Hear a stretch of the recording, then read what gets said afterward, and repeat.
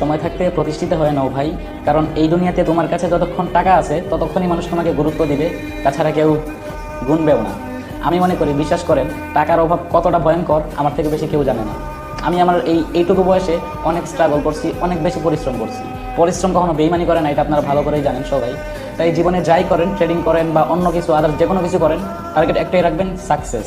সফলতা আসার আগ পর্যন্ত হাল ছাড়বেন না। এটা মাথায় রেখে আপনার মতো কাজ শুরু করেন, ইনশাল্লাহ আপনিও ভালো কিছু একটা করবেন।